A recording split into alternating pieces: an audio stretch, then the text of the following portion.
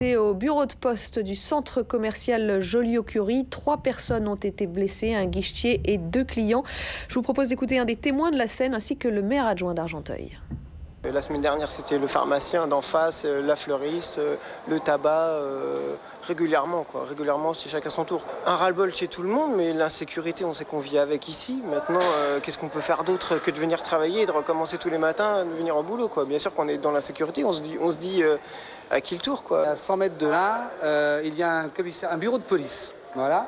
Et ce bureau de police est fermé depuis des mois. Donc, faute d'effectifs, bien évidemment, et l'impossibilité pour la police nationale de pouvoir assurer une présence quotidienne. Ce que réclament les citoyens. Tout à l'heure, les citoyens excédés ont interpellé le ministre qui, dans un élan compassionnel, leur a répondu « nous réfléchissons », mais bon, nous voulons des actes. Les régionales maintenant, toutes les listes ont été déposées à la préfecture. Les candidats sont repartis sur le terrain pour la dernière ligne droite. Qu'après ces tractations de l'entre-deux tours, qu'est-ce que ça donne? Eh bien, il y aura des duels PSUMP dans 6 régions, 12 régions avec le Front National pour arbitre, 2 régions où les partis de gauche n'ont pas pu s'entendre, la Bretagne et le Limousin. Au total, 17 triangulaires et 1 quadrangulaire en Corse.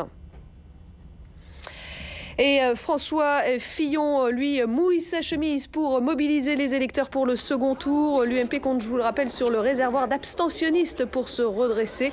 Le Premier ministre est venu soutenir la candidate UMP en Rhône-Alpes, Françoise Grossetête. Je vous propose de l'écouter.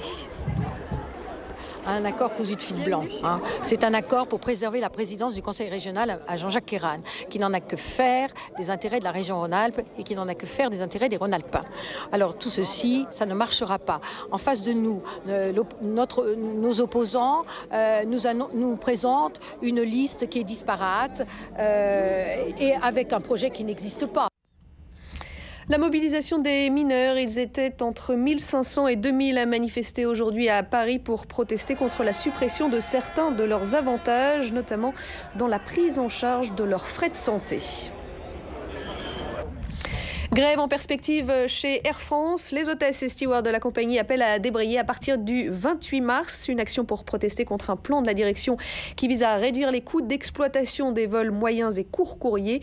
Le mouvement pourrait durer 4 jours. La situation au Proche-Orient est le retour à un calme relatif. Israël a levé son bouclage de la Cisjordanie et rouvert l'esplanade des mosquées au public. La police néanmoins reste en alerte dans la ville sainte après les affrontements d'hier qui ont été les plus importants depuis des années. Et malgré l'escalade de ces derniers jours, les risques d'une 3e intifada seraient limités selon les analystes. Voilà, c'est la fin de cette édition. À suivre, une édition sport spéciale Ligue des Champions.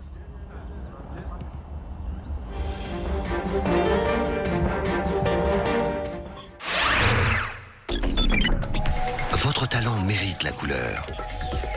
L'actualité du sport avec Brother.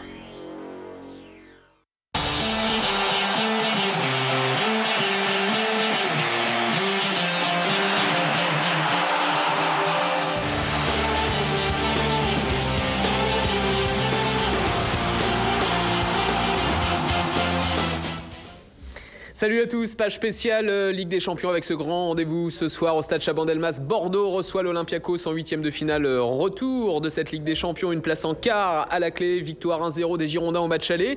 Voici quelques images du dernier entraînement des Bordelais. C'était hier du côté du Haillan. Et sans perdre de temps, on va partir tout de suite au stade Chabandelmas, retrouver en direct et en duplex Eric Barrère, notre correspondant sur place. Eric, bonjour. Alors, qualification pour les quarts de finale très importante, bonjour, à plus d'un titre pour les Bordelais. Oui, parce qu'elle pourrait conditionner la suite de leur saison. Lorsqu'on a gagné 1-0 à l'extérieur, il est dans l'obligation du club qui a réussi cette performance de se qualifier pour le tour suivant.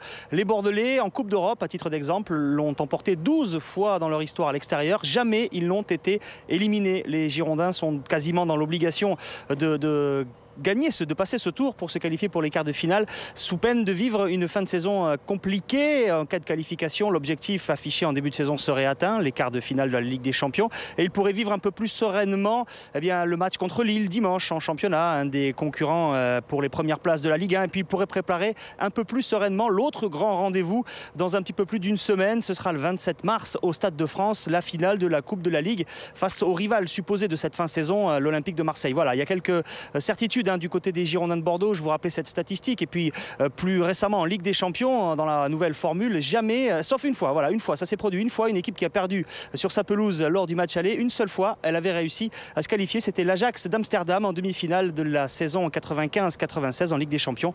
Les Amstello-Damois avaient perdu face au Panathinaikos d'Athènes à l'époque et ils étaient allés s'imposer et se qualifier en Grèce pour la finale. Ok, merci beaucoup Eric. C'est vrai que les statistiques sont plutôt en faveur des Bordelais. On verra ça ce soir. On vous retrouvera évidemment tout au long de la journée sur iTélé et notamment en direct ce soir dans 20h Foot pour une spéciale Ligue des Champions. Alors si Bordeaux est brillant cette année sur le plan européen et si Bordeaux est devenu l'une des meilleures équipes de France ces 2 dernières saisons, c'est en grande partie grâce à son entraîneur Laurent Blanc. Retour sur son ascension assez fulgurante avec Simon Dutin.